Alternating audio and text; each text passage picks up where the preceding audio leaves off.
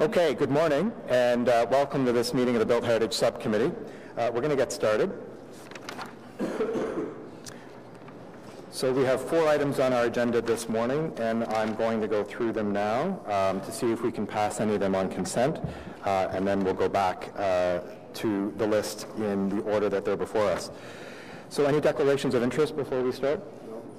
I see none, thank you. The confirmation of minutes from our meeting of May the 10th, are those carried? Carried, great.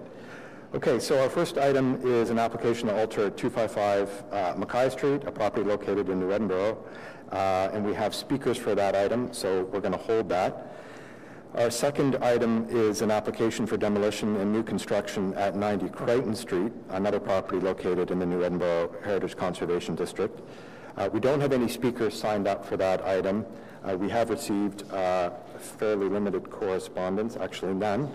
I've had a chance to review it. I hope other members have. I have no concerns. Can that be carried as is on consent? Can I just ask a question? It's a Sure. very simple question. Yeah. Just to staff, on the application, at one point it says, I think on the drawings, it says proposed stone cornice, but it just seems like a blank band. It doesn't look like a stone cornice, and I'm just wondering, and yet further in the dialogue, I see something about a cast concrete, so I'm just wondering, is it a stone cornice that's being proposed?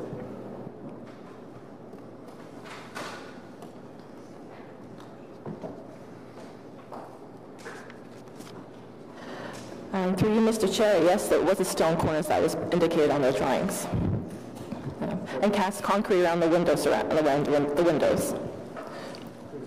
Is it just a blank piece of stone? There's no decorative element to it or anything? Just Yes, that's correct. There's very little ornamentation to it. thanks. Okay, so on that item, is it carried? Carried. Okay, great, thank you. Our third item is an application for demolition and new construction at 443 and 447 Ken Street. We have speakers on that item, so we're going to hold that. And our fourth and final item is an application to alter the Chateau Laurier Hotel. Is that carried? Just joking. Okay, so we'll hold that item as well. Look forward to that discussion. So let's return back to item 1, which is an application to alter 255 Mackay Street. And we're going to start by asking staff to give a brief presentation and introduction to this item. Okay, good morning, members of the Built Heritage Subcommittee. This is an application for alteration at 255 Mackay Street, a property designated under Part 5 of the Ontario Heritage Act and located in the New Edinburgh Heritage Conservation District. The property is located on Mackay Street near the intersection of Dufferin Road and across the street from the grounds of Rideau Hall. The property is a through lot to Avon Lane. The building was constructed circa 1895 as the Mass for Mackay United Church located next door. The property is considered a contributing building within the HCD. Here's a view on Mackay Street looking north. You can see there are houses located to the right, that's looking northward. This block of Mackay is primarily characterized by front gabled houses located to the north of this property. On the manse, note the projecting bay, returned eaves, brick molding around the windows, a large tree in the front yard. To the south of the property is Mackay United Church. Note the large setback and ornate wooden porch. Here's the site plan for the proposed addition. The intent of the project is to create a semi-detached house by constructing a new addition to the northwest.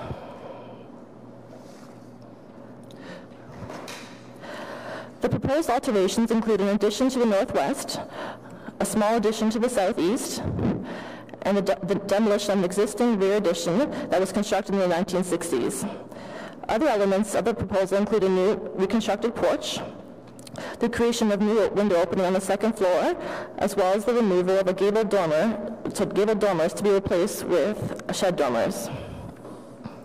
The new addition will create a nearly symmetrical facade, with the new portion being contemporary in its use of materials. The addition will have a projecting hipped bay and feature stucco and gray cement panels. To balance the facade, a window will be added to the second floor above the existing entrance. The new window will match the existing in terms of size, however will not have the same brick hood moldings that are present on the other windows. This absence of brick detailing will make it distinguishable from the other windows to indicate that the window was not an original feature of the house. A circa 1900 photograph seen on the left shows a manse with a decorative wooden porch. The right-hand photo from 1989 shows a porch prior to the recent alterations. Note the intricate millwork including brackets above the columns, the pediment, and the decorative railing. In recent years, some alterations were made in order to make it accessible. A handicap ramp and new railings were added, and the porch floor was raised. However, the roof components with its decorative millwork remain original. The porch remains one of the distinguishing features of the building. The proposal includes a reconstructed porch to replicate the original features, which includes the roof, columns, and railing. The new porch will feature an addition of a modern pediment over the southeast door. The modern pediment will be on the portion of the porch adjoining the historic side of the house, while the historic pediment will be on the contemporary half. Creating a new pediment with glass and a simplified design will make it distinguishable from the original porch and reinforce the asymmetrical design of the manse. New front steps will be created that will be reached by individual footpaths from the street. Here's a rear elevation which faces Avon Lane. These are the two side elevations. The top image shows the southeast elevation facing the church, while the lower image will be the elevation facing the residential section of Mackay Street. The proposal also includes the demolition of the existing garage and the construction of a new garage with carports. This will allow each owner of a semi-detached house to have one parking spot in the garage and one parking spot in a carport. This two-car garage will feature a hipped roof that extends beyond the walls of the garage to form carport on either side.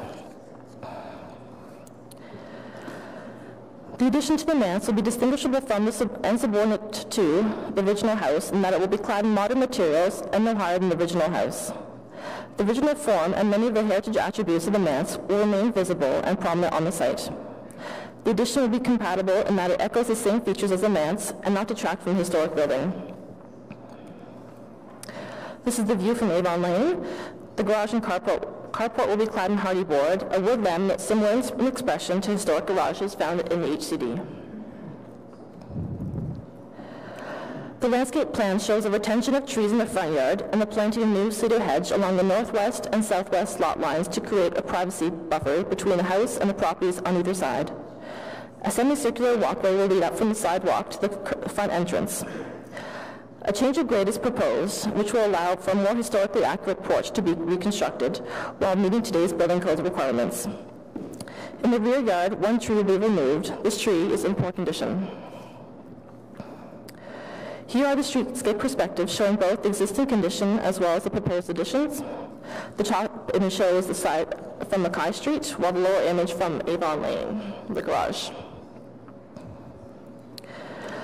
There are guidelines in the New Edinburgh HCD about additions to contributing buildings. They state that additions should be complementary, subordinate, and distinguishable from the original building, should maintain the roof line, not result in the removal of heritage attributes, should have windows that are compatible in terms of size, shape, and divisions, and finally should use sympathetic materials. Heritage staff have no objections to the proposed additions to the building located at 255 Mackay Street to create a semi-detached house. The additions are no higher than the existing building, are clad in modern materials that complement the original house in terms of style and reflect the historic style of the building. Although similar in expression, the additions are distinguishable from the original house as they are modern in materials and have slight alterations from the original structure. Staff therefore recommend approving the application to alter the building at 255 Mackay Street and approve that landscape plan and finally issue a heritage permit. Thank you. Okay, thank you for that introduction. We do have speakers, so we'll go to the speakers first before questions and comments. So the first speaker on our list is Mike Little.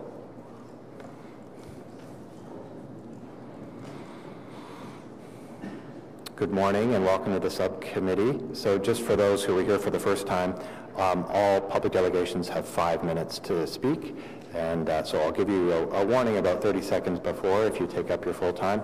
And to start, just press the button by the microphone. Good morning, Chairman and Subcommittee. As Councillor Nussbaum said, I am Michael Little. I am currently the resident at 253 McKay, adjusting to the north side of this building. The owners of 253 live in England, and I am a tenant there. They have asked me to summarize some of the key points of their submission earlier that they had made as follows. The residents of 253 Mackay and 180 Avon Lane are immediately affected by the proposal, and any development will have enduring effects on their ability to enjoy their own heritage property. We are supportive of immense development, but the current proposal is unacceptable. Our key issues have been put forward to the developer and ignored to this point. The clear processes put in place in provincial and City of Ottawa bylaws to assess the heritage value of the property have not been complied with, and as such a suboptimal solution has been proposed/agreed with the heritage planning.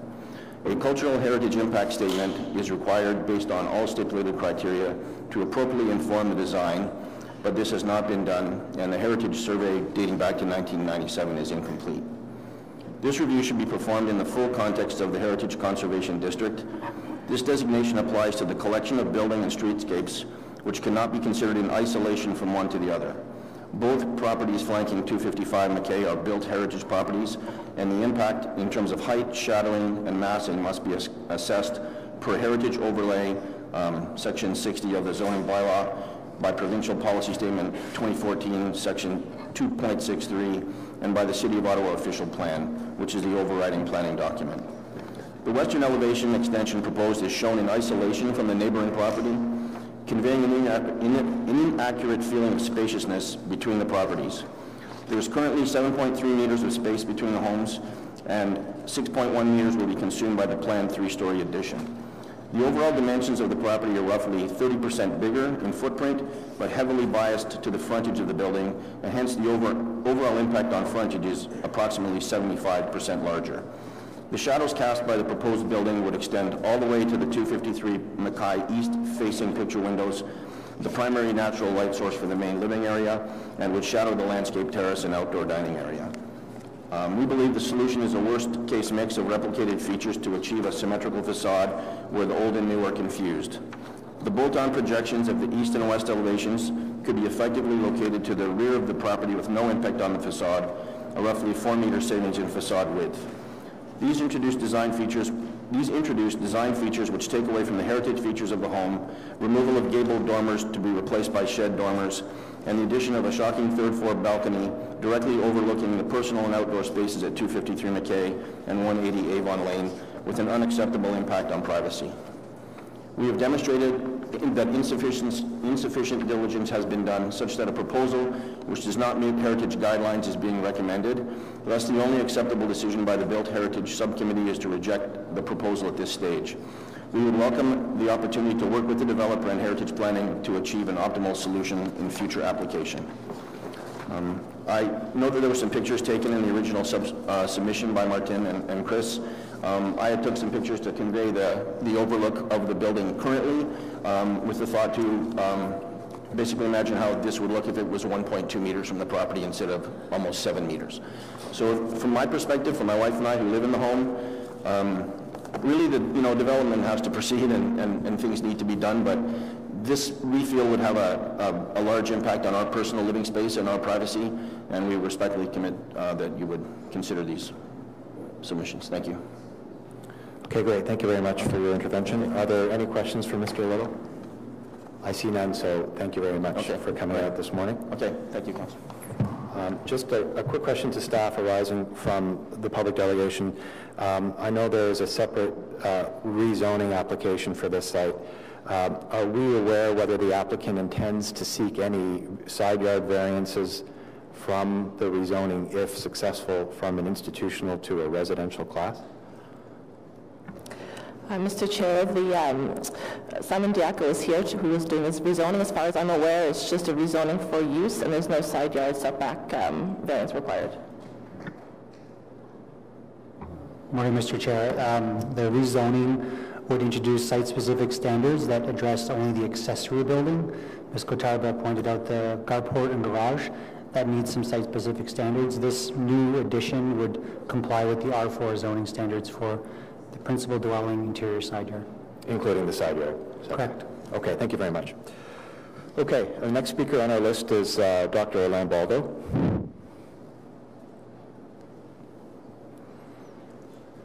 Good morning and welcome to the subcommittee.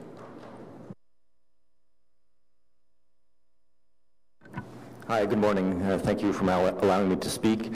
I am the owner at 180 Avon Lane, which is the conversion of the tape measurement building, the heritage building that's right next to the development project. We have a side yard in common with Mr. Little that is immediately adjacent. There's no front or backyard to our property. All of our yard is to the side. I don't think that the plans that are shown here really depicts how tight this area really is and how important Avon Lane is in terms of heritage for the community. It's a turn-of-the-century laneway. It's not a parking lot. It's not an access lane. It's often depicted in artwork from artists around Ottawa, including artwork from Nectar Artist. And it has mature trees and gardens throughout the laneway. People live in this laneway. And the plan proposes to put 4 parking spaces where the site really cannot accommodate these 4 parking spaces, right? They're asking for exemption to bylaws in order to fit 4 parking spaces that really there isn't the space for this. This will require a setback variation of 0.3 meters onto the side of our property. There is currently a garage that's there that has appropriate setback from the laneway of 3 meters. They're asking for 2.6 meters for no apparent reason. The garage that's there serves the current purpose of a parking garage for the manse. It can easily be expanded to a 2-car parking while maintaining appropriate side yard setbacks and laneway rear setbacks without any issues. There's no reason to ask for a 4-car parking. The carport that is proposed to be added to this garage in the plans have no side posts currently on the diagrams. Now, I'm not an engineer, but I can tell you there's going to need to be a post there. When I brought this up with the developer, they said, basically, we'll see, we'll add a post if we need one. The second issue I want to bring, and I'm doing this very quickly because we only have 5 minutes, is the facade of 255 Mackay. For some reason, your report states that this will have very little impact in terms of the heritage impact on Mackay Street. You're proposing to increase the front facade of this building by 80%. Currently, the side building of the manse that faces towards our lot, there's the building, it's 30 feet high wall, there's then grass gardens and a heritage hedge. It's a wild cedar hedge that dates back from the beginning of the century. Then there's 10 feet of our property, that's it. So the manse, some grass, a hedge, 10 feet and our wall. You're proposing to take the property of the manse and reducing it to 1.2 meters, which is basically this. We're going to have a 30-foot high wall right at the hedge that separates us. The hedge is going to have to be removed because it's more than 1.2 meters wide. Your report states that shadowing diagrams have been made. That's ridiculous. How can we not be overshadowed? The only side we get sun is from that side of the property, and now you're moving a 30-foot high wall right onto our side yard, and you're saying that no study needs to be made to look at the impact this will have on our heritage property on our side and on the church, which is another heritage property on the opposite side. We have more points that are outlined in our deposition and in Maxime Gagne's lengthy report that I wish you're going to also consider. Thank you. Okay. Any questions for Dr. Baldo? No? Thank you very much for coming out this morning. Our next speaker on the list is Isabel Bisbee.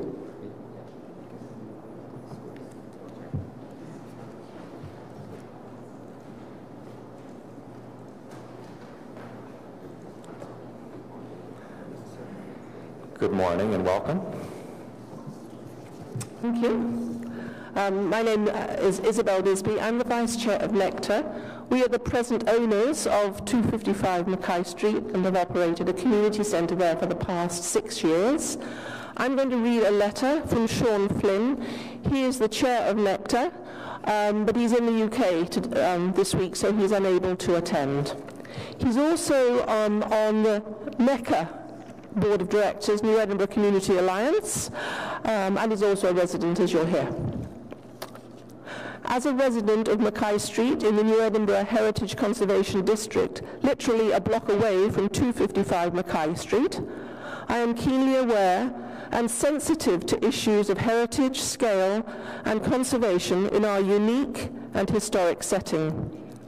I have also recently seen the evolution of our HCD in the recent years as both a resident and current board member of New Edinburgh Community Alliance. However, I'm also addressing this committee as the chair of the board of Nectar, an organisation that successfully sought a buyer for our centre, the former Mackay United Church Manse. The Nectar board have been supportive of root-borne developments for a number of reasons. 1. We believe the proposed design, use and augmentation of the building to be a wonderful evolution of what is a challenging building and setting. While we are sad to no longer be occupying this lovely building, we are pleased that this will now be home to 2 new families looking to call our community home. 3. We are happy that Rootborne's design has managed to retain key aspects of the facade of the original building while bringing much needed improvements to a building that was increasingly difficult for our organisation to maintain. I understand that Rootborne has made changes to their design to accommodate the heritage section of the City of Ottawa. Specifically, they have modified the entry porch design to be similar to the existing porch. I gather that Rootborne feels that this porch is too small in scale for the now much larger facade of the building. The board, along with myself, are fully supportive of any opportunity for continuing dialogue regarding the porch design should the BHSC move to approve the submission for development for 255 Mackay Street. We are all supportive of the best possible outcome for this building, and we believe that the proposal put forth by Rootborne offers this possibility for 255 Mackay Street. Thank you. Thank you very much for reading the letter. Well, we won't ask you for questions because you're reading Sean Flynn's letter, so thank you very much for coming out as well. You're welcome. Okay, the last speaker on our list is Robert Martin.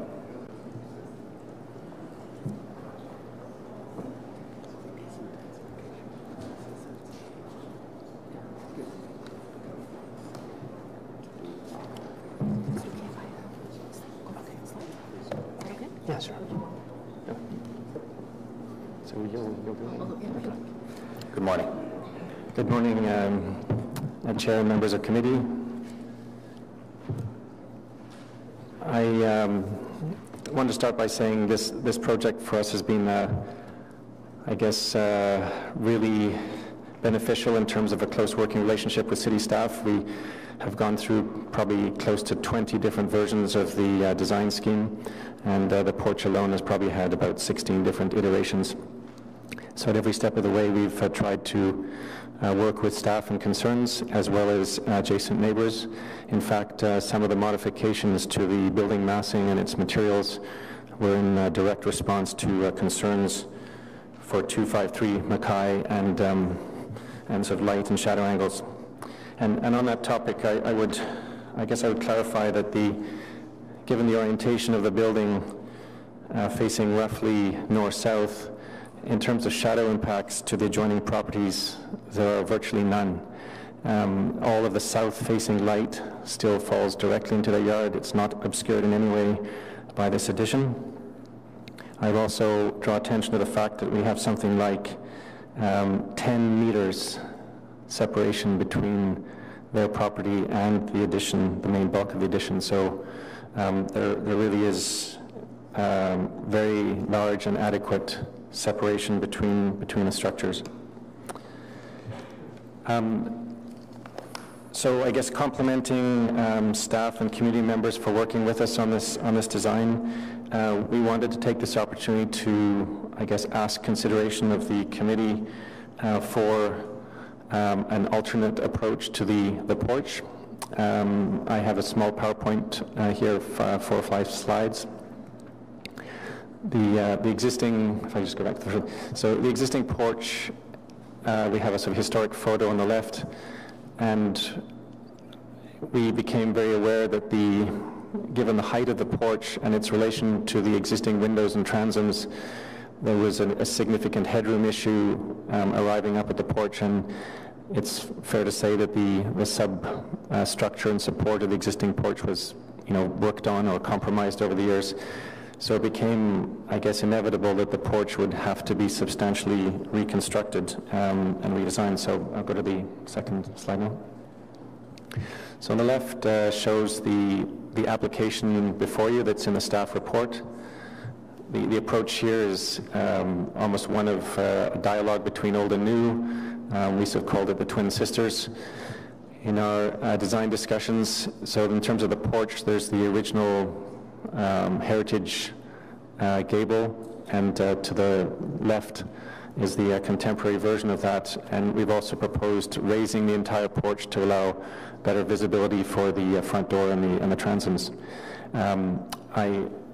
I would also, to do this, we've had to raise the columns and adjust the grades to make this relationship work.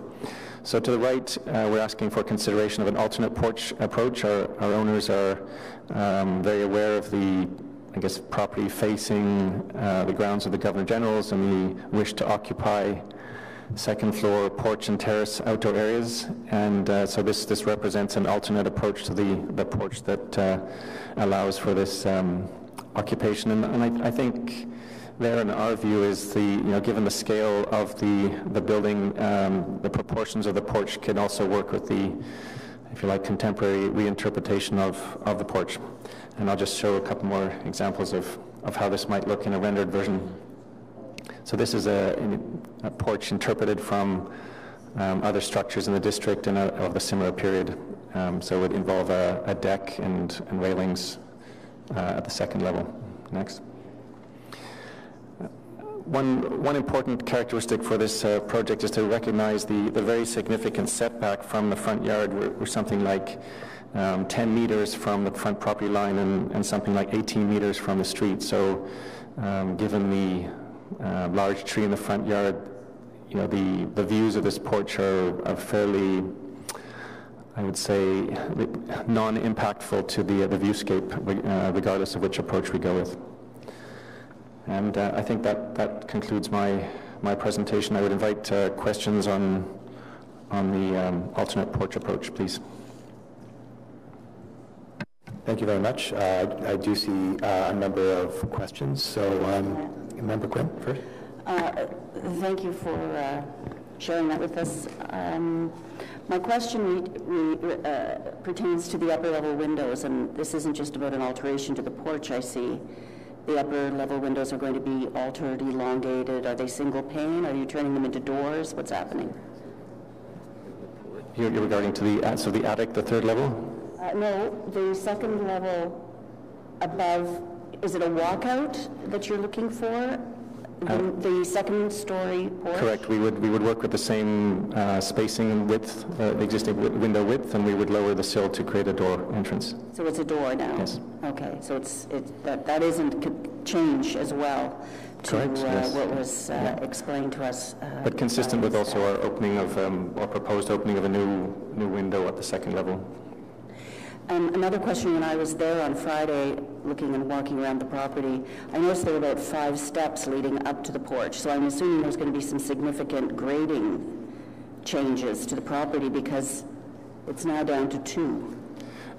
So correct, the site is very almost pancake flat, and we studied the original heritage photographs, and you'll recall that they have an extremely low railing, one that doesn't meet building codes. No. So the only way that we can begin to get close to that original porch railing detail is to raise the grade to within 2 feet of the porch height within 2 feet of grade. And this allows a more natural, if you like, relationship. And again, given the great distance of over 10 meters to the front property line, the slopes are almost imperceptible. Right. It's a very, very subtle grade change, and a lot of this is done, including the pathways, to retain the existing mature tree. So we're working around the existing tree and staying out of the drip zones and all that. Which is good, Yeah. but I'm seeing that, in fact, with your new proposal, you're stepping away from keeping the original railing format or is it just not clear in this? In the, I'm going to say the heritage version of the porch, we actually have reinterpreted the original heritage sort of kind of Rubik's Cube pattern. Which is lower, and the change to the grade enables all of that, but I'm not seeing it on the new... The version that's been submitted to staff contains that. It's gone? The version that's been submitted to staff contains that porch design, or that railing design. I guess it's just there's less of it, or it's the opening is wider? Well, the original, I'm going to call it the original heritage porch from the period photos actually had no handrails. They were sort of a later addition. So really what you had was an extremely low, somewhere around 2 feet high railing with guard openings that exceed the building code, etc. Okay, thank you. Mr. Vice Chair?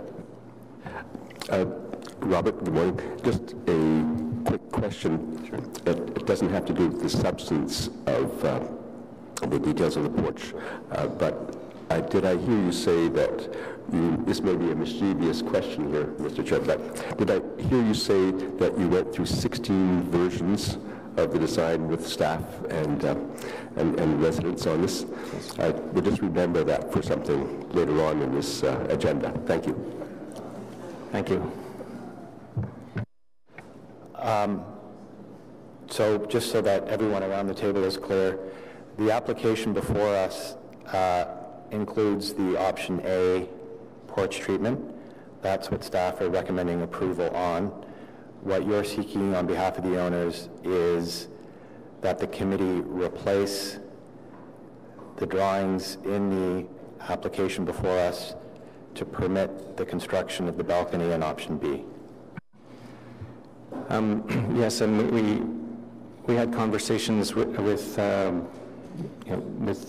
yourself and members of the planning committee. So we definitely wanted to come today with a design that is supported by staff, and that's in the staff report. However, our owners are also asking for consideration for, if you like, further refinement of the porch. So if it pleases the committee, I guess the request, similar to the representative from Nectar, was to allow flexibility for further design evolutions of the porch in conjunction with staff. Okay. Thank you very much, Mr. Martin, for coming out this morning. So that exhausts the speakers list. Maybe I'll start out with a question to staff. Thank you, Mr. Martin. That's okay. Yeah.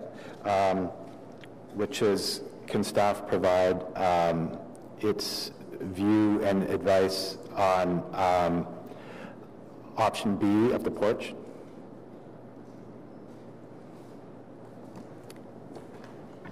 Sorry, Mr. Chair, can you repeat that?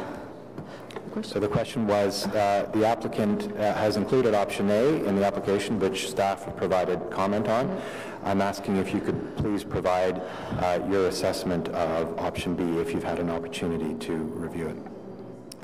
Yes, Mr. Chair, this was an option that was presented to staff many weeks ago, and then we moved back and forth a few times between these two options. I'd like to point out there's a guideline in the HCD plan under conservation section for porches and verandas, which states the removal of historic porches will not be permitted. And with that guideline in mind, we have not entertained the idea of having this two-story porch, which has been proposed by the applicant today. Okay, thank you.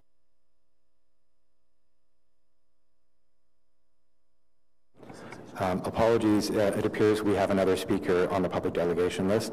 Gail McEachran has signed up to speak, so if you wouldn't mind coming forward, Gail. Come forward here to the seat in front. And sorry for the mix-up.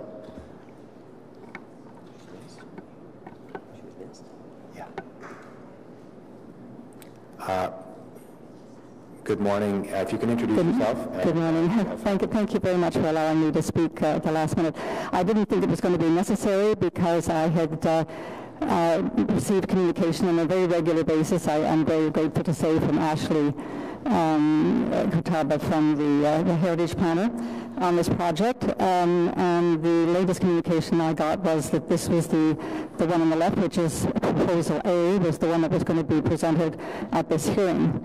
The New England Community Alliance did respond earlier to the application for version B. The NECA will not support that plan. It's too outrageously different than the original structure. It's removing some of the key architectural elements. It's adding this whole porch thing across on the second level. It is adding a new element to this building, which was never there in the first place, and should not be, and should definitely not be permitted. I'm disappointed actually that the developer and the architect have come forward and sort of shoved this in at the last minute, because it was clear that there was a lot of opposition to it, as well with Heritage Ottawa. They did not support this proposal for proposal B. So that's basically my position. Thank you very much. Okay, hold on, Gail. Just hold on one sec. There's a question from Councillor Long. It's just a comment. Just don't worry. We don't support either, so it's okay. I'm sorry, what? We don't support the I do. No, the New England Community Alliance and the community will not support the version A, which is pretty close to the original one, which was put forth in February. That was the one that had the picture of it up on the billboard in front of the building. It was on Toby Nussbaum's website. It was on NECA's website. It was on the New England Community Alliance's website. It was a wide distribution to the community. We had no negative response to that design for Proposal 1, which is equivalent to Proposal A here. But Proposal B has not gone out to the community. No, and it probably never will, because it won't get approved here. Okay. Thank you. Okay, so that, I think, does exhaust our list of public speakers. Just a quick question to staff, again on the issue of the porch. The applicant's architect spoke about the fact that there had been some attempt to, in the option A, so the reconstruction of the heritage porch, have the columns been raised, and has there been an attempt to take the recreation of that porch and adjust it to the massing of what the house would look like with the new addition? Mr. Chair, yes, there has been some attempt to elongate the columns on option A. If you look on the other screen over there to the French screen, you'll see the photo from 1898, which the porch column, so the roof is slightly lower than what is being proposed today. So in response to being able to see the transom windows above the doors, as Mr. Barton indicated, they are elongating the columns to give that extra bit of height. Okay, great. Thank you for the clarification. Are there any questions to staff? No? So I think in the absence of really a procedural way of getting at this, what I would suggest is we approve the application per what is before us. I would note to Mr. Martin that there is a paragraph which we will be voting on shortly that says delegate authority for minor design changes to the general manager, planning, infrastructure, and economic development. So if there are tweaks within the context of a reconstructed heritage porch that staff and the applicant can continue to work on, that ability is provided in the paragraph. But I think from a process point of view, it is important we have a staff recommendation on an application which has been submitted. And I think it's tricky at this stage to replace that on the basis of the applicant wanting to update its own plans. So if there are elements of the reconstructed heritage porch which can be worked on with staff between now and the issuance of the building permit, I encourage that dialogue to take place. But what's before us now is the application as received by staff on May the 2nd. So, Member Smalley? Just want to confirm that these delegated minor design changes would not include a changing of the porch from what we see on the left to what we see on the right. I think given that staff have indicated that they wouldn't support option B, we're looking at something else. If there is something brilliant that can come up that can make the applicant happier, then I encourage that dialogue to take place, but I think staff have been clear that they're not in a position to approve option B. And just a further clarification on that, that's not minor, right? Yeah, that was my question. That's correct. Thank you. Okay, so on the basis of the report recommendation before us, is that item carried? Carried? Okay, great, thank you very much. So we now move to item 3, which is an application for demolition and new construction at 443 and 447 Kent Street, and alterations at 423, 425 McLeod Street, properties located in the Centertown Heritage Conservation District. So as members will recall, this is an item that came before us, was it only a month ago? Okay, seems like a long time ago, in May. And at that time, this committee referred the item back to staff for further discussions with the applicant in order to try and resolve a number of items that came up at this meeting. We were talking about the setbacks on Kent Street. We were talking about efforts to try and allow the mature tree in the backyard space to be maintained, and there was some discussion of breaking up the facade again from the Kent Street side. So we also have a technical amendment to substitute revised plans. But maybe what we'll do is we'll have staff just update the committee on the changes that have been achieved from the last time we saw the application. Then there'll be an opportunity for public delegations, and we have 4 speakers signed up. So first to staff. Okay, so this is an application for demolition and new construction at 443 Kent Street and 447 Kent Street, and alteration at 423 and 425 McLeod Street. As mentioned, this proposal was previously before the Built Heritage Subcommittee on May 10th, when a motion was passed to refer the matter back to staff to work with the applicant to increase the setback along Kent Street to be in line with the recommendation of a Cultural Heritage Impact Statement. Since the publication of the report, the applicant has further increased the setback along Kent Street, and these images are before you today. A motion to reflect this has been drafted. All 3 properties are located within the Centertown Heritage Conservation District and are designated under Part 5 of the Ontario Heritage Act. The district was designated in 1997 for its value as a surviving residential community and informal meeting ground associated with Parliament Hill. Its occupants have had an immense impact upon the development of Canada as a nation. This site includes a semi-detached house along McLeod Street and 2 front gable houses on Kent Street. The 2 front gable houses were constructed in 1890 during a period of rapid growth in Centertown. This type of front gable balloon-framed, wood-clad structures were an extremely common building type across Centertown. As part of the 1995 study for the Centertown Heritage Conservation District, these 2 buildings were described as a minor example of turn-of-the-century residential buildings and were classified as Category 2 buildings. Here's a view looking north on Kent Street. The 2 front gable houses, as well as the brick semi-detached building, is still set back along the property line on Kent Street. Here's the front of the semi-detached house on McLeod Street. The building was constructed around the turn of the century. It features red brick, a wooden cornice, brick string course, brick voussoirs, front porch, exposed stone foundation, and decorative chimney. As part of this development proposal, the semi-detached building will be retained, restored, and integrated into the new building. The 1997 Centertown HCD plan has guidelines regarding the conservation and restoration of residential properties. The policy speaks to retaining enough of the original form, material, and decorative work to give a strong sense of historical character of the streetscape. The proposal includes the demolition of 2 front gable houses along Kent Street, as well as the addition to the rear of McLeod Semi. In its place, a new 4-story apartment building is proposed to be constructed. The HCD plan has not yet been updated since changes to the Ontario Heritage Act in 2005, and therefore does not have policies related to demolition because prior to 2005, demolition could only be postponed, not prevented. Pending the completion of a new Heritage Conservation District study plan, the buildings at 443 and 447 Kent were reviewed in their current state and context and against the conservation and restoration policy of the 1997 plan.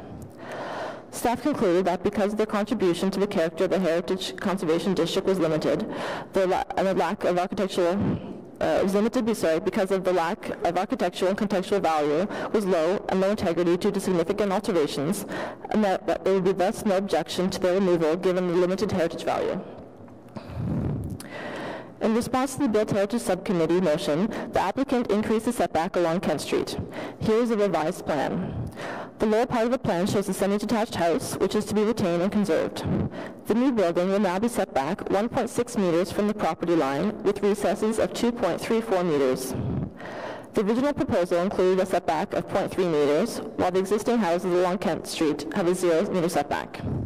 The green line on the screen shows the curb, while the red line showing the property line, and the blue line is showing the 0.3-meter setback that was previously proposed at last month's Built Heritage Subcommittee meeting. Here are the revised drawings, the renderings. The left-hand images show the May 10th renderings, while the right-hand show what's newly proposed since Friday's alterations. The new building will be clad in red brick and attributed to the Centertown Heritage Conservation District. Other materials include gray aluminum panels on the upper story, a stone around the entrance and the base of the building. The entrance will be located on Kent Street at the north next to the drive aisle that will give access to the surface parking at the rear. In response to changes in setback, the projecting bays were removed, the proportion of the brick and paneling was slightly modified, and the new datum lines were created to better integrate the building into the semi-detached house on McLeod Street. And here we have more of a bird's eye view, which you can still see the rooftop amenity space, as well as the rear of the building. The changes to the rear include a cutout of the building to allow the retention of the tree that sits in the property line, and also you'll note that the floors 2 through 4 have a bit of a cantilever to accommodate that increased setback along Kent. These images show the perspectives from the street. Note that street trees are proposed for the newly created recesses, as well as an enhanced landscaped area will now act as a buffer between the building and the sidewalk. The landscape plan shows the removal of 7 trees, colored in red in the plan, and the planting of 5 new trees, which are green. The largest tree on the plan, found on the property line with the neighboring lot, is proposed to be retained. A cutout of the back of the building is proposed to accommodate this tree. The Centertown Heritage Conservation District Plan has guidelines for residential infill. These state that new districts should be contemporary in design, distinguishable and sympathetic to the heritage character of the property, reflect the character of the existing buildings, be 3 to 4 stories in height, reflect U and H-shaped patterns, and use brick as a primary finish. The proposed building will be 4 stories in height with a break at the upper stories. The building has an average of 1.6 meter setback with increases of 2.34 in the recesses, and allows for a larger landscaped area along the street. Although the guidelines suggest U and H-shaped patterns, the configuration and size of the lot does not lend itself to such a building form. Instead, the building will be rectangular in plan, sitting on an L-shaped lot. The massing will be restricted to the upper portion of the lot abutting Kent Street, with the rear area for parking and amenity space. This is an appropriate approach to developing this lot, as it is consistent with the typical residential development pattern found in the Centertown area, and a continuous open space is located within the interior of the block, while the density wraps around. The building will be clad in red brick to evoke the character of the neighborhood.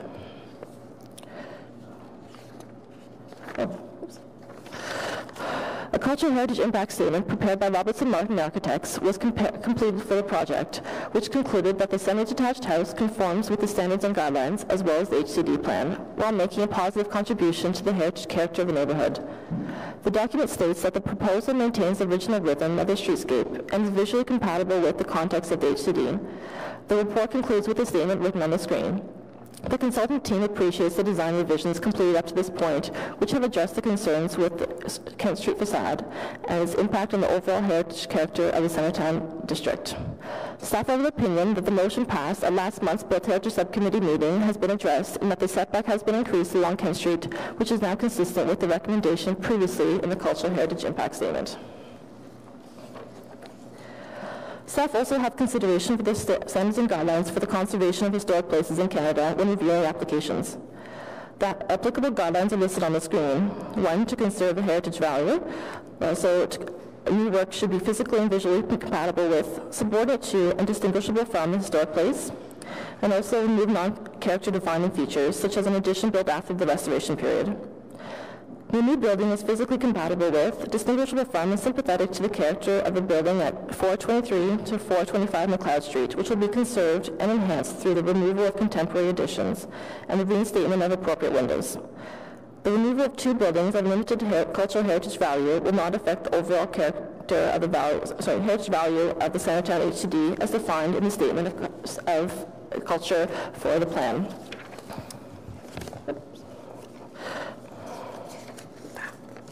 The staff therefore recommend to approve the application to alter the building at 423, 425 McLeod.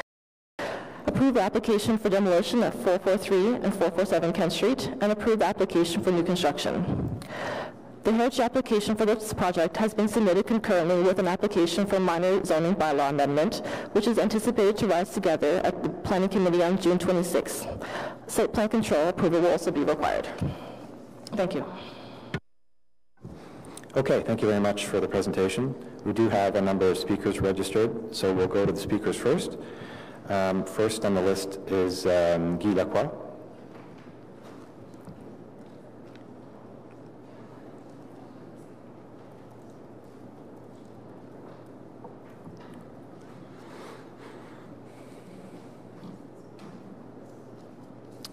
Good morning and welcome to the subcommittee. Can you hear me? Or? Yeah, okay. So I'm here just basically about the tree in between the properties. There is some action going on to check for the roots, for the base of the roots. Still, one of my concerns is the preservation of the canopy. I'm a little bit worried about the upper canopy on the new building proposal being completely cut to where there won't be much canopy left. I mean, I can't say what to do, but I think obviously a perfect scenario would be, I guess, on the right side of the building where the patio up top goes, where basically the white starts. If that was a step like a 3rd story and not go up the 4 stories there, then the canopy would be perfectly preserved. That probably won't happen. I mean, I'm just throwing out what I think is the perfect scenario for the tree, right? I'm kind of advocating for the tree. A lot of trees around that neighborhood have been taken out. There's going to be a lot of those trees. I know they're replacing new trees, but new trees don't take as much CO2. They don't provide as much visual aesthetics as some of the other trees. Even some of the trees that were on some of the pictures before, the real pictures have already been removed for hydro reasons or different reasons just across the street. So I am happy what they're doing with, they're right now doing a hydrofoam of the roots. They've taken off some of the pavement and they're doing a hydrofoam to check the roots. They found out that the soil underneath is very, very rich, and that's partially why the tree's doing so well. So yeah, I guess I'm just here to, I'm worried, I'm happy with what they're doing with the roots, because I know they won't go 10 meters diameter, but maybe what they're proposing up to 5 meters may work. I'm just a little bit worried about the canopy, and if they do go forward with the 4 stories, if there's any way of trying to preserve, not cut the canopy back 5 meters away from the building. Our canopy actually almost touches our roof. And some of the benefit of that is that when the winds are really, really strong, if, you're holding something this far away, it can rock all over the place, but if you got something fairly preserved, it doesn't have much room to move. So I find sometimes in big windstorms, this is like for many, many years living there, that our tree can't really snap, or it's held in place by its surroundings. And I think, like, even if this goes through with the 4 stories, if they can sort of maintain the canopy, sure, not like with the tree like right in someone's window so that like it takes 2 seconds and it hits through the window, but you know, not cut it all the way back to the property line, try to maintain somewhat of a canopy as close as possible without inflicting damage type thing. And I can attest that it's on our side. We haven't had problems for many years. We haven't even had really shingles lifted from the tree. Okay, thank you very much for that comment. We will have the applicant coming to speak, so that's a question we can put to the applicant when the applicant is before us. Okay. Is there anything else you wanted to add? Is that sufficient? Okay, thank you very much for coming this morning. Okay, thank you. So next on the speakers list is Rod Leahy.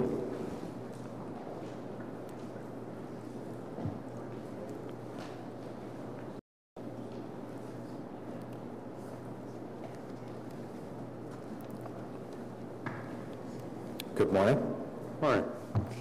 I have a presentation, but I'm not really sure if it's necessary. I think the Heritage staff has actually went through the changes. I would like to thank the Community Association. We had a very good meeting with them last week regarding setbacks and sort of amount that would be acceptable to them. The building generally has been improved, I think, from the previous application in terms of the amount of landscaping along the street.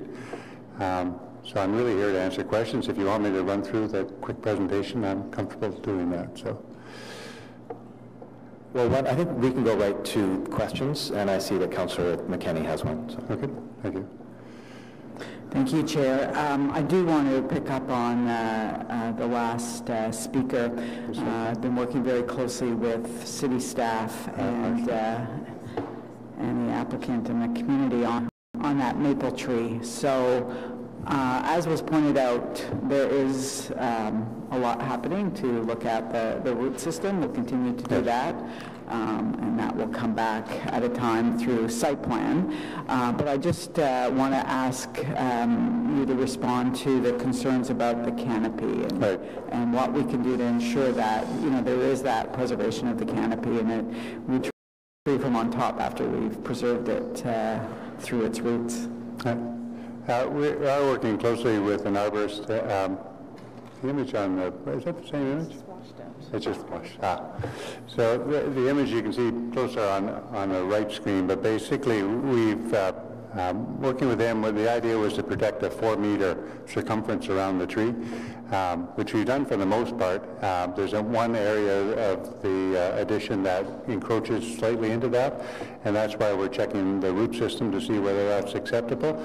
If he says, no, it's not acceptable, we'll push it back to make sure all of the building is outside of the 4. And then also in terms of the canopy, we'll be doing the same. We're going to to cut back on the canopy, that we wouldn't go to the property line and slice everything up. That would be pointless. I mean, one, it would destroy the tree. It would just take a little longer to destroy the tree. The idea would be to work to ensure that we can build the building, and then afterwards, as much of the canopy can remain as possible. So.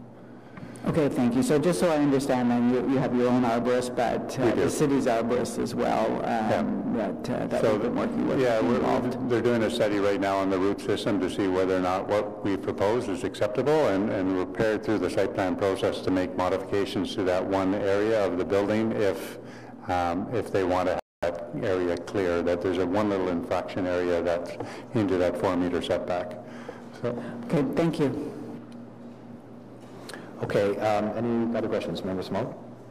On the tree subject again. I notice you've increased the setback along Kent to 2.34 meters in the recesses. Yes. Is there some guidelines that you're following that determine that to allow street trees to flourish, and is there a type of tree you're planting, and will there be will it be successful? A street tree planted there, will it, you know, grow to some height and be able to provide shade on the street? So is there, wondering, and maybe partly a question for staff, but how do you determine, because of snow plows on the sidewalks and stuff, what is the requirement to make it so that there's sufficient so a tree will do well? Well, we rely on the expertise of the landscape architect to select the right tree. They've used, I think, a hackberry in this location. I think through the site plan process, that will be reviewed by the city staff, and whether or not the appropriateness. I think it's one of the recommended trees for this area. And again, the setback that we've created with those two areas, we looked at, you know, moving the whole building back a certain distance, but it seemed to make more sense to have an area that was a little bit more recessed and gave better definition and better opportunity for the plant to survive. It also, in terms of architecture, it created that vertical rhythm that we were looking for, to create that streetscape of smaller patterns going down the street, which is sort of typical of the area. And with the increased setback that was agreed to last week, working with the community association, we increase the minimum to that 1.6 meters. We were able to increase the amount of landscaping between the balance of the building and the sidewalk as well, so we could have a larger or a greater variety of lower plants in that area. So we're quite comfortable that I think it's going to be quite a green strip along there, and with some raised planter techniques, just to ensure that the wash of the salts don't get into the plant bed, that we're comfortable that things will live. It is west facing, so they do a tremendous amount of light in the area. So. Okay, seeing no other questions, thank you, Mr. Leahy, for coming out this morning. Thank you. So next on the speakers list is Sean Barber.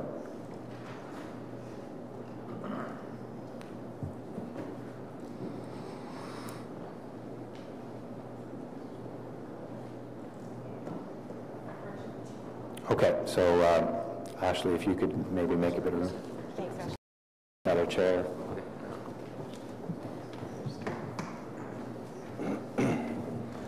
Good morning and welcome, and you have 5 minutes. Good morning. Thank you, Mr. Chairman. My name is Sean Barber, and I'm here representing the Sandtown Citizens Community Association. Is this one on? No, I can use the same. Oh, press the button. There we go. I'm Mindy Sechel. I'm a local resident. Mr. Chairman, the last time this application came before this committee, our community association spoke against it. We said at that time that the proposed 0.3-meter building setback along Kent was inadequate for two reasons. First, the existing streetscape character shows that the setbacks along Kent for buildings of comparable size and mass are much greater than what was being proposed at that time. Second, the Sandtown Secondary Plan and the Sandtown Community Design Plan stress the importance of creating pedestrian-friendly streetscapes. We felt that the original proposal failed this test. In the intervening period, our community association has held numerous meetings with area residents, councilors, city planners, and the applicant for the purpose of moving forward with this project in a way that better reflects what the current zoning requires and what the secondary plan intends. With the new wall articulations and a building setback that now meets the minimum 1.6 meter mature neighborhood overlay zoning requirement, the revised proposal that is before you today provides the opportunity for more and varied and interesting landscape detailing in a wider overall public realm that will greatly improve this part of Kent Street for pedestrians. While our community association believes that the existing streetscape character of Kent merits an even greater setback for this building, we are also keenly aware of the need for additional rental accommodation in Centertown. As the applicant has shown some flexibility in agreeing to meet the minimum zoning requirement, our community association is prepared to be flexible also and accept the proposal as it has been revised. We do so on the understanding that the applicant will continue in good faith with efforts to save the large maple tree that is shared with the lot abutting the property on McLeod Street. Additionally, we look forward to consultations with the applicant before this goes to planning committee on the landscape plan with more and varied greenery for the additional setback along Kent Street. Finally, in summary, Mr. Chairman, our community association is now happy to support this project. We believe that getting to this point demonstrates the value of all parties working together to ensure that development and intensification in Centretown proceeds in a way that also ensures friendly and vibrant streetscapes. Thank you. Okay, thank you very much for your intervention. Are there any questions to Mr. Belder? If not, thank you for coming out, and thank you for the work and efforts that you and the Community Association continued to make after the last meeting. Much appreciated. Thank you, Mr. Chair. The last speaker on the list is Matt.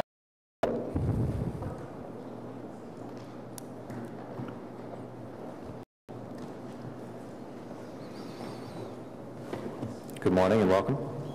Good morning, members of the committee and Mr. Chair. I'm really here just to take this opportunity to thank the CCCA and its members for their feedback, their contributions, and ultimately their support for this proposal. Overall, we feel that the changes are a result of a collaborative approach and which has enhanced the interface between the street and the building, creating a better streetscape. So I think we've achieved what we're effectively addressing the comments we heard from the last time we were here. So really I'm here to answer any questions, should there be any additional questions related to the outstanding issue with the tree. And obviously we're taking measures to preserve the existing tree as we speak. But of course that's a site plan issue and that's going to be dealt with after this committee and planning committee as well. So really just here to answer any questions should members of the committee have any. Thank you very much. I don't see any questions, but I appreciate the offer, so thank you for coming out. Great. And so thank you. Maybe I'll just make the first comment on this application at large, which is a big round of thanks to Councillor McKenney and staff and the CCCA and the applicant. It's great when we have a successful outcome for an application which posed some challenges to us initially. So I really do want to credit the active intervention from all those parties, because it's good. It's okay to acknowledge successes, and I think what we had before us is a successful alteration thanks to the goodwill shown and the energy and the leadership of a number of parties. So that's my only comment. Any other questions or comments to staff?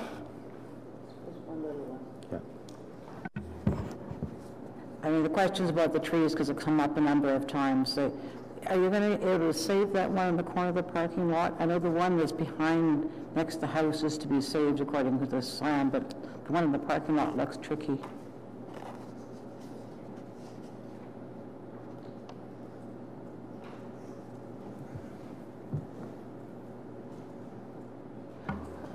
Mr. Chair, just clarifying which corner that is going to get saved. These two will be removed, as well as this one, and this green one up here is a new proposal. It's a new one. New tree. Yeah, so the big one is up there, you won't be able to save. The bigger one. And the big one in question is this one here. That's the existing one, is it? Yes. Okay, it's hard to tell which is new and which is existing. Okay, so that one is saved, but the other one you have to replace with another one.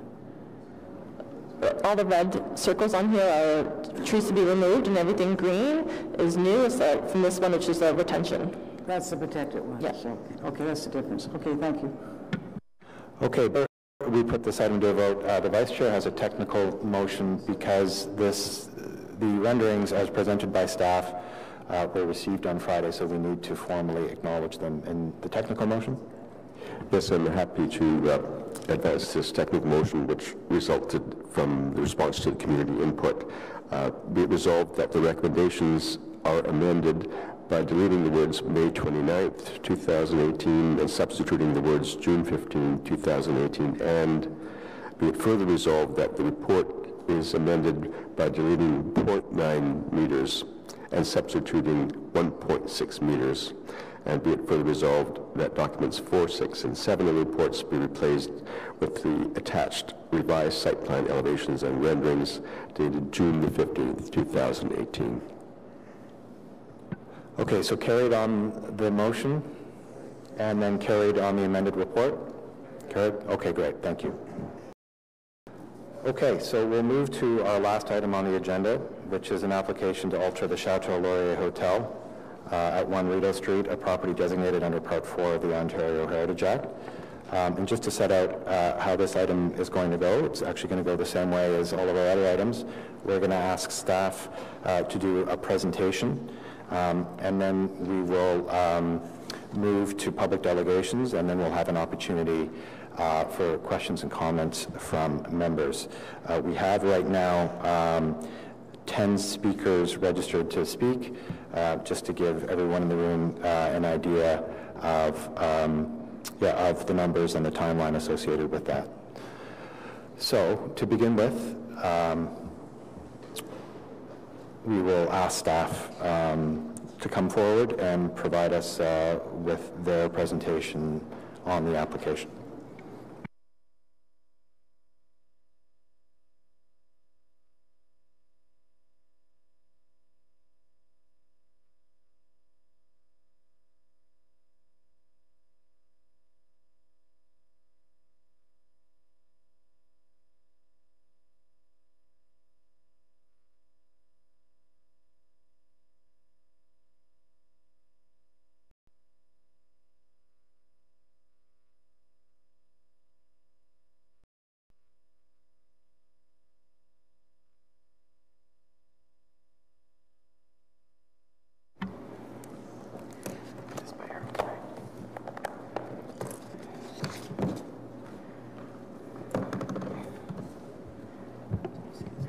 Good morning, Mr. Chair and members of the committee. This report that's in front of you today is an application to alter the Chateau Laurier Hotel, a property designated under Part 4 of the Ontario Heritage Act. During my presentation today, I will follow the outline above and will demonstrate how the proposed addition reflects the historic hotel and its unique setting and the views towards it, and represents an appropriate balance between the historic hotel and the contemporary addition. The Chateau Laurier is located on the north side of Rideau Street, bounded by... You see, it doesn't work.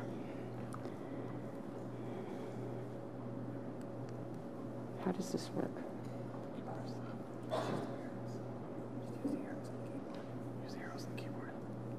The keyboard won't work.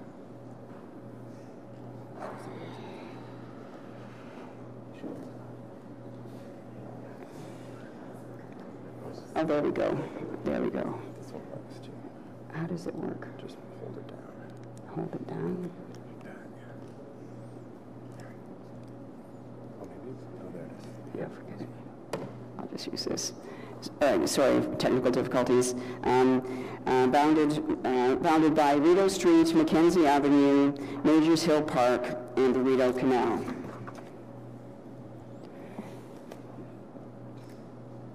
The property is part of the Parliamentary Precinct Cultural Heritage Landscape. Surrounding it are Parliament Hill, the former railway station, which will become the Senate until the late 2020s, the National Arts Centre, the Canal Line, the former Langevin Building, Confederation Square, which is also a National Historic Site. Within this area, the Chateau Laurier is the sole privately owned building. The Chateau Laurier was built in two phases. The first section, the south and west wings, was designed by the Montreal firm of Ross and McFarlane. Initially used by the Canadian Pacific Railway, the Chateau style was later adopted by its competitor, the Grand Trunk. The Chateau Laurier was constructed of smooth Indiana limestone that contrasted sharply with its steep copper roof broken by towers, turrets, elaborate pedimented dormers, and stone details. The two photos here show the building between its completion in 1912 and the second phase of the building. The picture on the left, taken between 1912 and 1916, shows an entrance for cars and carriages and this is also the location of a continuing connection between the railway station and the hotel. The view on the right illustrated the view from Majors Hill Park, part of which had been sold off for the development of the Chateau Laurier. The second phase of the Chateau Laurier was constructed in 1927-1929 to the designs of John S. Archibald and John Schofield. It continued the chateau-esque style of the original, adding the prominent square tower that is set back from the original facade and is the highest point of the building.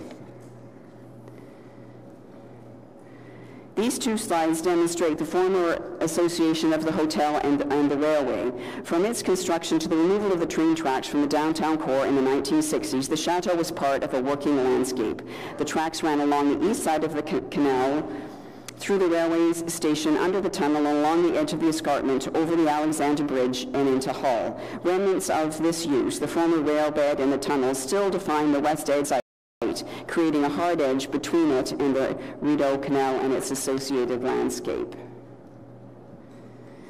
The following slides show the hotel in its current setting before the and also before the demolition of the parking garage, which Bill Taylor Committee approved in January. Prior to the commencement of the renewal of the 1960s parking garage, this photo was taken. It is interesting to contrast this slide with the previous ones taken while the tracks were still in place, as it shows that the tunnel, with its highly regular segmentally arched windows separated by pilasters, continued to define the canal edge of the property. This was a later intervention, the former Museum of Canadian Photography.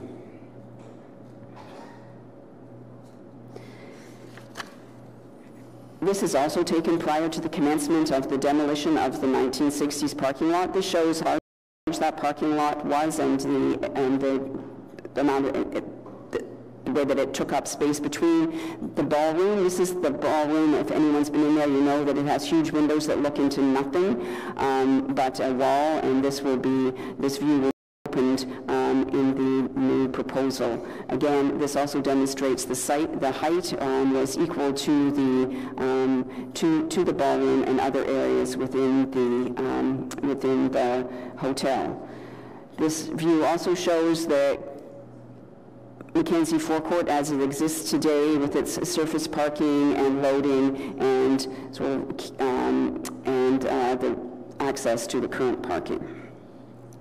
The trees along this edge are in Majors Hill Park, which is outside of this application, as it is owned by the federal government and not by the property owner.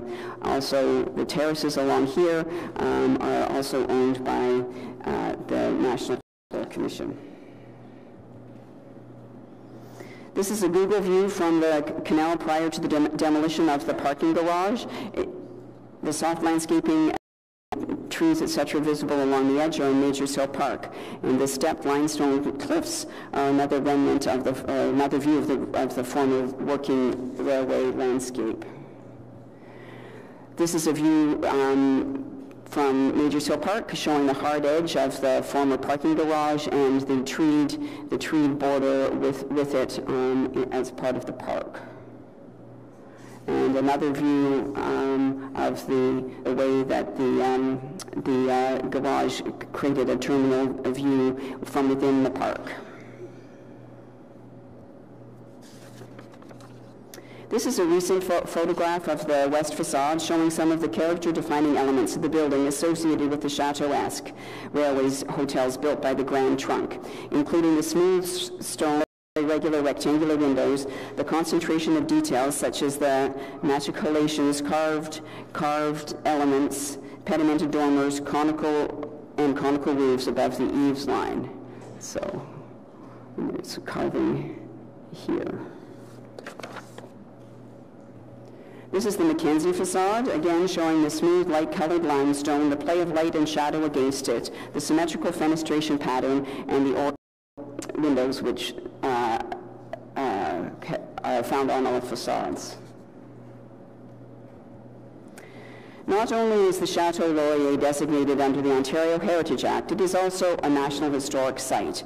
Because it was designated under the Act in 1978, prior to the requirement to include a list of heritage attributes in the designation statement, the city has used the National Historic Site Statement of Significance in our analysis of the building and its addition. The text of the statement in full is an attachment to the staff report. This document, the Statement of Significance, was included in the Cultural Heritage Impact Statement distributed to the Heritage Working Group established in 2017 to provide expert advice on the project, and to the city's Urban Design Review Panel. So this is directly taken from the Statement of Significance, and it says that the Chateau Laurier cultural heritage value is derived from its romantic setting, again near the cliffs of the river beside the canal within the parliamentary precinct, its proximity to Parliament Hill, and its irregular L-shaped plan. Other definements include its massive scale, a regular silhouette, steeply pitched copper roofs, ornate gables and dormers, towers and turrets, high-quality materials, and dramatic setting.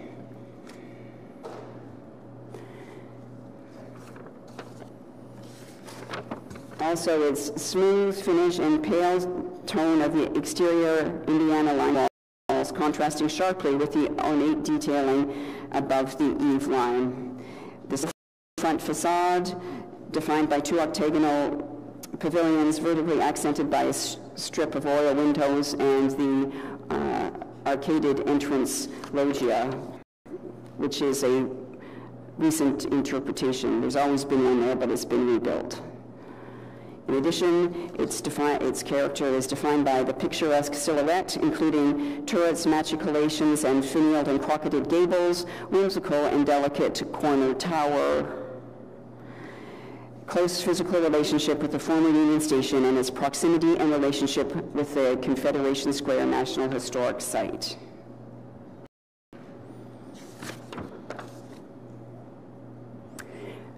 The Chateau Laurier is an unusual application, and because of this, the city undertook a number of initiatives during the pre-consultation, design, and execution phases of the project. In February 2017, staff created a dedicated web page to explain the project that provided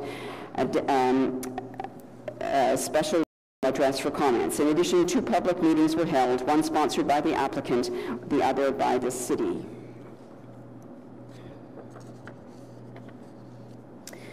Much of the feedback has centered on the architectural expression of the addition, and questions have been raised regarding the choices made.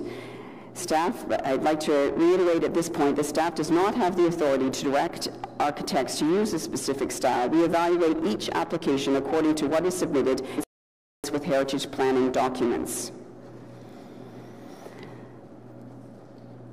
The key documents that staff did use to assess the intervention will be discussed in detail below, but I'd like to stress that the design approval process is not simply a matter of checking boxes to see if the project complies with, for example, the standards and guidelines.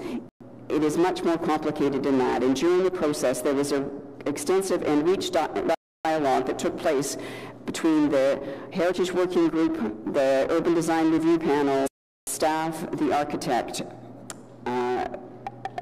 during the last 2 years. So this is, we will go into more thoroughly some of these documents below, and the Heritage Working Group was established to assist in the process was established in the winter of 2017 to encourage design excellence in heritage conservation and to raise questions that would deepen the understanding of the project.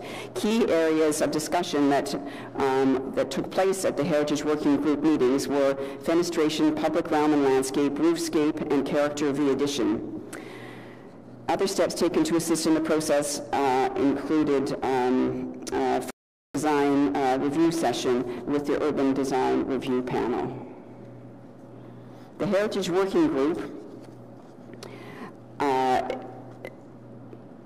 developed a number of ideas, some of which were implemented in the final design. These included the creation of a courtyard north of the ballroom, improvements to the design of the Mackenzie forecourt, the glass court along the edge of Majors Hill Park that animates the park, the connections to the lower terrace from the courtyard, better relationships with the public realm, and an exposure of the northwest corner of the hotel through setting back of the addition.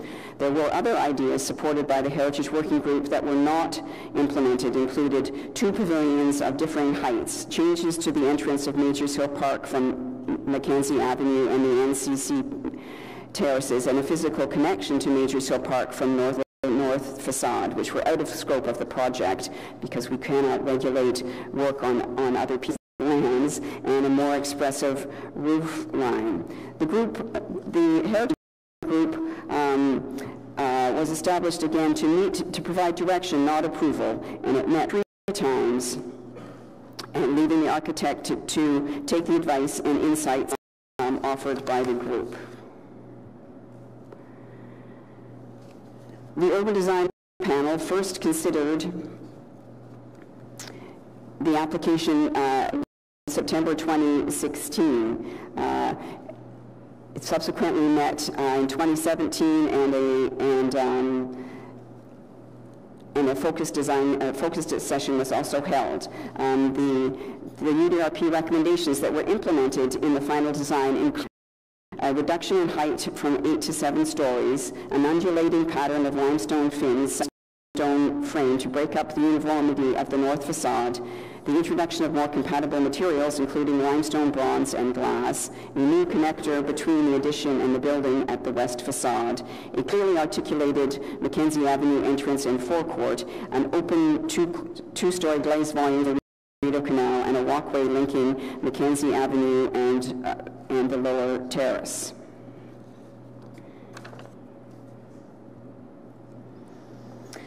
The following slides will provide an overview of the versions of the design from its inception in 2016 until the final design of this year.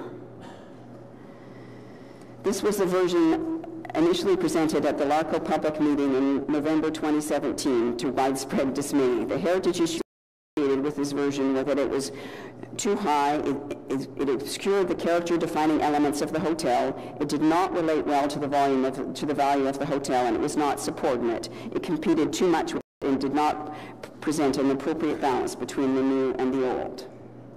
Another view of the hotel, and it shows how the roof was blocked, the dominating effect of the exterior stonework, and the way in which carrying through the string course from the hotel, it is a base that dominated the canal side of the project to its detriment.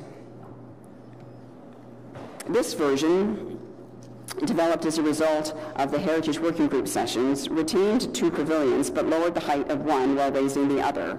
In response to the Heritage Working Group's comments about complementing the roofline of the hotel and expressing some of the exuberance of the original roof, the copper roof was introduced. Staff did not support this version. It was confusing, not subordinate, and did not strike an appropriate balance between the hotel and the addition. Here are other views. You see the treatment of the roof on the east facade, and the west facade, which was lowered, had a plain flat roof.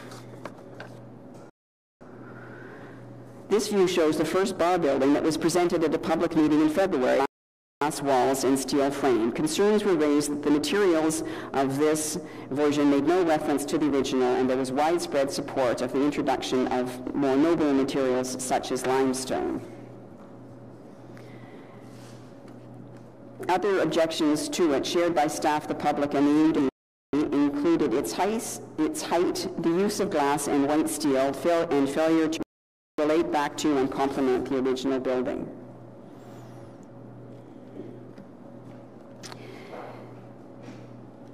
The final design was submitted as a revision to the early 2018 iteration. After looking at the alternatives, it was determined that a redesigned bar building was the most appropriate response to the site because it was lower, simpler, and quieter, and created an addition that could as a separate building.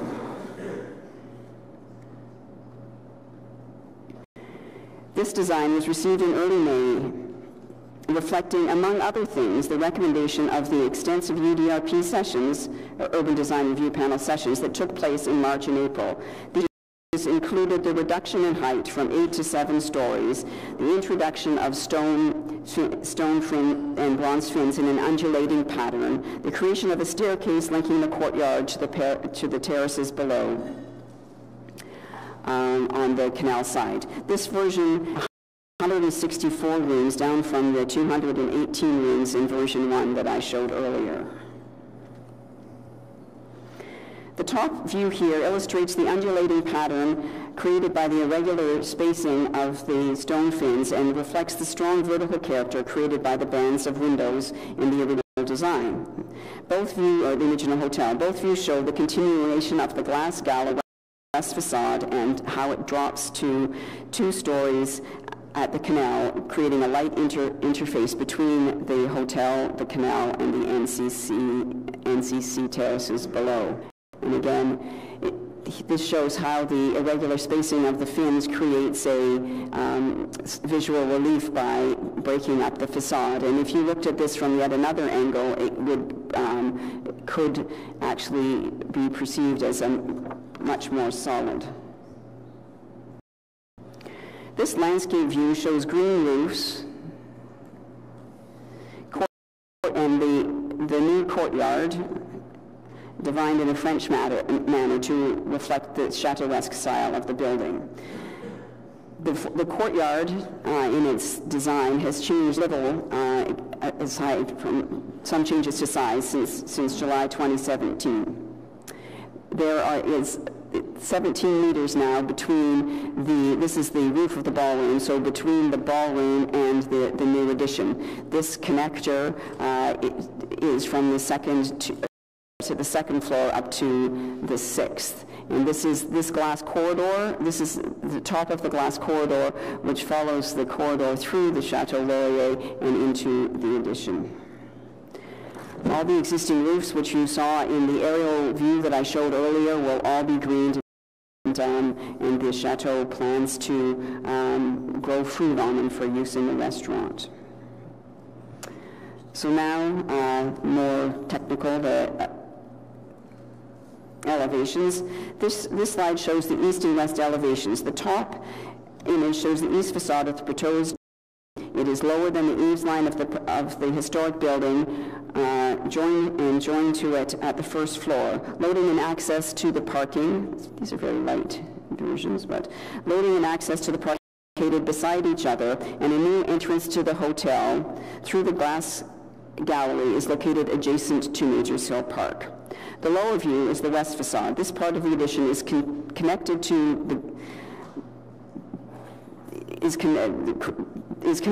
the addition by a glazed section with bronze horizontal bars that will contain rooms from the second to the fifth story. The one-story east-west glass corridor becomes 2 stories here, taking advantage of the terracing to open up the corner and create a lighter interface with the public realm. And this is a stone frame around the windows, which will be accented with bronze to reflect the character of the existing roof. This view shows the north facade of the building with its pattern of undulating stone fins. The fins will be 1.6 of a meter deep and irregularly spaced to break up the length of the facade. It also shows how the of the building is now well below the eaves line. The glazed gallery runs the full length of the facade and is punctuated by square columns. There's a limestone wall at the back of the gallery which becomes 2 stories at the west end. So when viewed from the park, you see through the glass and you see limestone similar in character, Indiana limestone, as is found on the hotel. The connector to the rest of the hotel is asymmetrically placed here. Again, this is a repetition of the view from Parliament Hill and how the pattern of fins differ when viewed from different angles. The following slides show how Heritage staff evaluated the proposal after the design process was complete and the application was submitted. In keeping with other jurisdictions around the world, the city has regard for ICOMOS's 1964 Venice Charter This charter has informed heritage conservation projects since its passage and it has affected heritage policies around the world. Article 13 deals with additions. Additions cannot be allowed except insofar as they do not attract from the interesting parts of the building, its traditional setting, the balance of its composition, and its relation with its surroundings. For example, as viewed from the War Memorial, the proposed addition does not from, and I quote, the interesting parts of the buildings because it is separated from them and the building, and its quiet design allows the character-defining elements of the hotel to continue to define Confederation Square.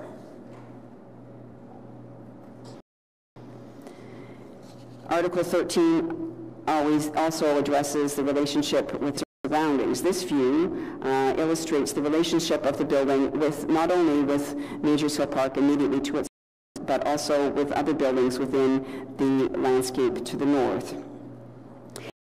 That the building is similar in length to the National Gallery, the American Embassy, and actually to the existing Chateau Laurier Hotel to its south. Just in terms of numbers, the proposed is about a third of the size of the hotel in gross floor area. So again, the addition will again reinvent the character of a courtyard surrounding Majors Hill Park. The city also uses the standards and guidelines. They were adopted, Parks Canada standards and guidelines were adopted by City Council in 2008. There are a number of standards and guidelines that are relevant to this project, including Standard 1A, conserve the heritage value of an historic place. 1B, do not remove, replace, or substantially alter its intact or repairable character-defining elements. This proposal does that by not removing or replacing any character-defining elements, lightly connecting the addition at the rear of the building in only two places at the east and west ends of the facade, replacing a parking garage of little architectural value, and reorganizing parking and loading, introducing trees and landscaping, thereby improving the building setting, and it reestablishes a relationship between the hotel and Majors Hill Park, enhancing the value of them both. Standard 11A says, conserve the heritage value and character-defining elements of an historic place when creating a new addition. The proposal meets this standard because it does not compete in style, scale, massing, or details with the hotel. Its lower height allows the chateau's iconic roof to continue to dominate and define the Ottawa skyline. It's designed to appear as a separate background building in a contemporary style that is distinguishable from and subordinate to the hotel's exuberant character, creating an appropriate balance between the two. At 7 stories, it is below the eaves line of the original of the hotel and allows the roof line to be seen in its entirety from key views. In addition, the contemporary flat roof does not compete with the Hotel Chateau-esque roof. And although the addition will be visible from several viewpoints, including this one, the design, complementary material palette, and articulation mitigate its impact on this and other views and create an appropriate balance. Again, Standard 11B requires that new work be physically and visibly compatible with, subordinate to, and distinguishable from the historic place. The standards and guidelines also stress that Part B that requires an addition to be subordinate to the historic place, but this is best understood to mean that an addition must not detract from the historic place or impair its heritage value. Subordination is not a question of size. A small, inconceived addition could adversely affect an historic place more than a large, well-designed addition. Part B, in requiring that an addition be physically and visibly and visually compatible with, subordinate to, and distinguishable from the historic place, also stresses that an appropriate balance must be struck between imitation and pointed contrast. The proposed addition, with its simple design, lower height, bronze that echo the character of the hotel, and regular verticality as expressed in its windows and beams, complements the historic place.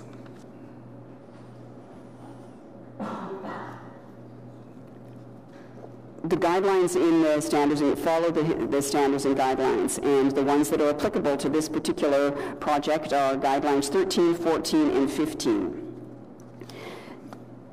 Guideline 13 stresses that it is important to, the guideline is selecting the location of a new addition that ensures that the heritage value of the place is maintained. Again, the addition is located behind the hotel, preserving the view of the front facade from Rideau Street and separated from it. Guideline 14 says designing a new addition in a manner that draws a clear distinction between what is new and what is old.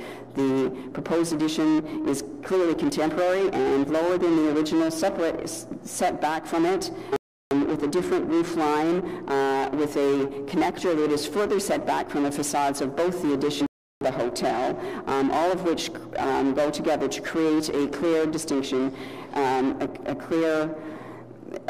distinction between what is new and what is old. And finally, designing an addition that is compatible in terms of material and massing with the exterior form of the historic building and its setting.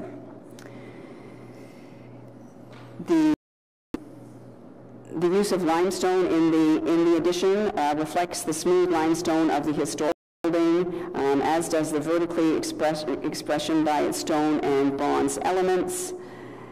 And the flat roof concept is compatible because it does not compete with the existing roof. Finally, the glass gallery sits lightly in the historic setting.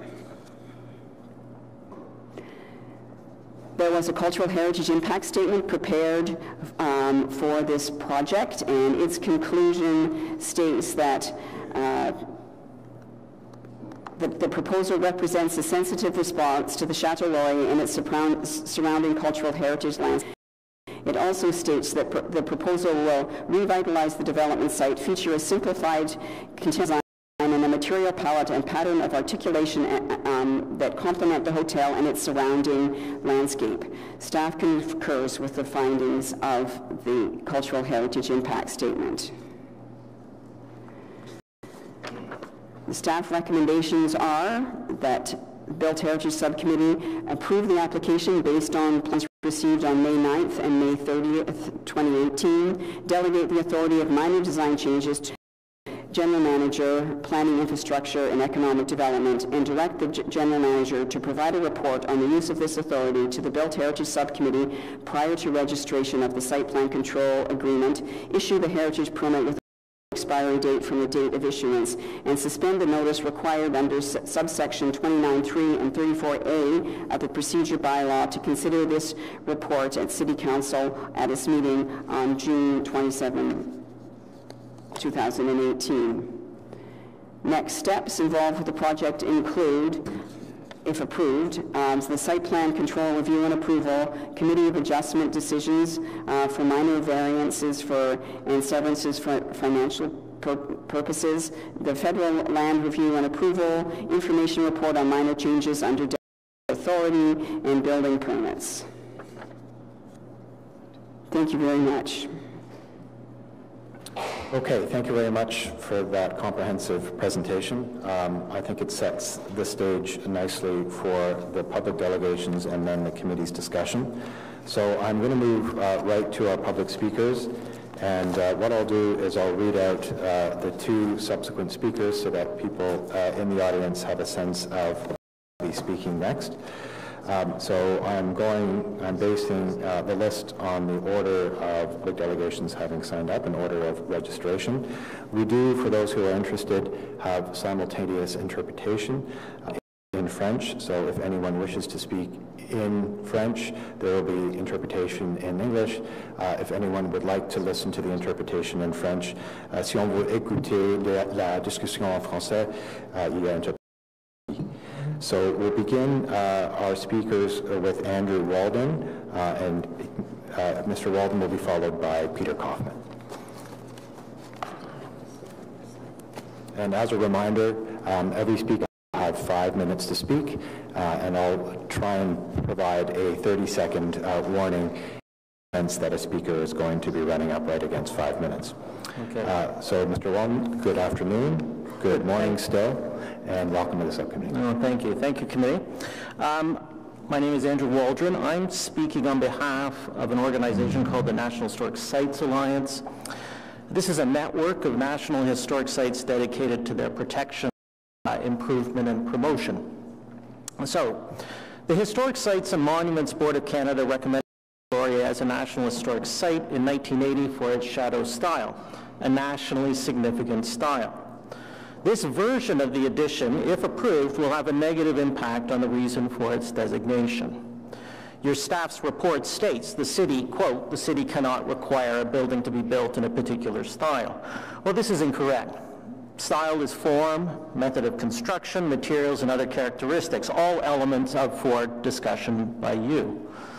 Style is central to why we are here before you today and why this proposal must not be approved in this form.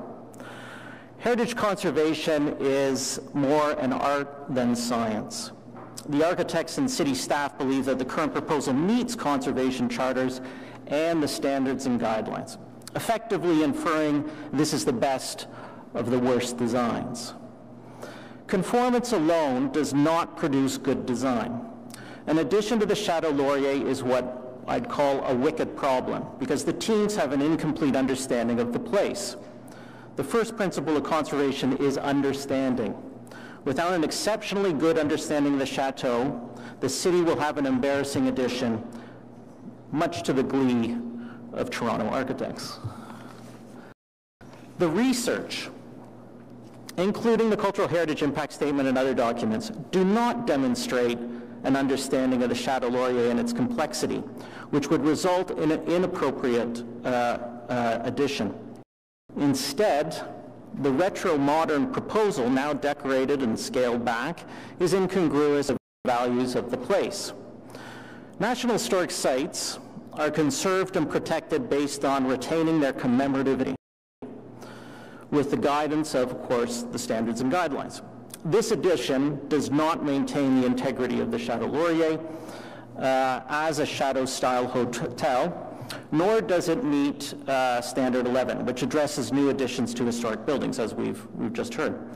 Standard 11 addresses design by conserving heritage value when creating new additions to an historic place or related to new construction, and additions must not obscure, radically change, or have a negative impact on the historic building. We heard that. The Alliance is concerned about protecting the Chateau Laurier's commemorative integrity because it conceptually obscures, radically changes, and has a negative impact on the chateau. But please do not assume that a negative response to the current proposal therefore means a historical reproduction is the response. In fact, it is quite the opposite. A more intelligent and dynamic proposal that will be a signature addition should be the goal. The addition's style is best described as neo-modernist, or maybe retro-modern box that relates to earlier modernist movements. It is subordinate on purely scale, but as proposed, it continues to detract from the chateau's values. Obviously, this is evident from the negative attention being given to the proposal since the first version. The addition's now decorated mass remains antithetical to the chateau's architectural and intangible values of the place. It will continue to obscure, possibly more than the parking garage, the key character-defining elements.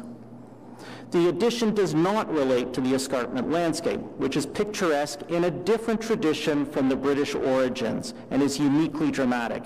This is consistently underplayed in the proposed design. The addition is, contrary to arguments for endorsement, not